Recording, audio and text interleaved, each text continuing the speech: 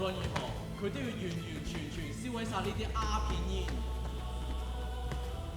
佢命令下屬喺虎門海灣附近挖出2個大水池，每個池長闊各有50尺，池底都鋪上石板，旁邊亦有木板做圍欄，防止鴉片溶液滲漏入泥土入面。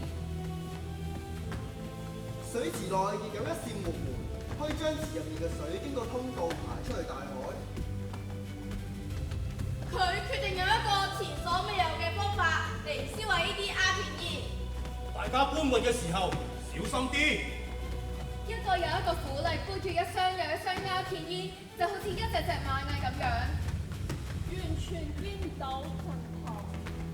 100幾年嚟，就係呢一啲嘢蠶食住我哋千千萬萬嘅市民，而家終於可以一網打盡。一切似乎好順利，但似乎又有好多隱憂。企喺高處嘅林則徐心情非常複雜。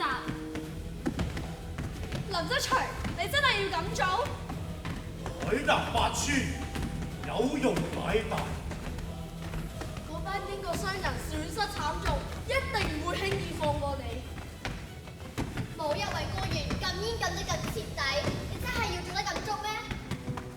你咁做會唔會操之過急，甚至太過激進啊？壁立千人，無欲則剛。咁某程度上係等於向英吉利宣戰啊！放熱水。只要將啲鴉片煙拋晒入池水入面，再倒入初鹽浸泡大半日，再倒入石灰，就會產生化學反應。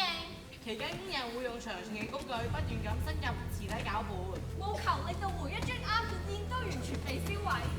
到咗潮退嗰陣，只要打開通往大海嘅閘門，呢啲烏黑妖邪之物就會隨住水流直奔大海，一一被沖走。每日燒毀1000箱，整個過程前後將會歷時20日，將會燒毀鴉片煙237萬斤。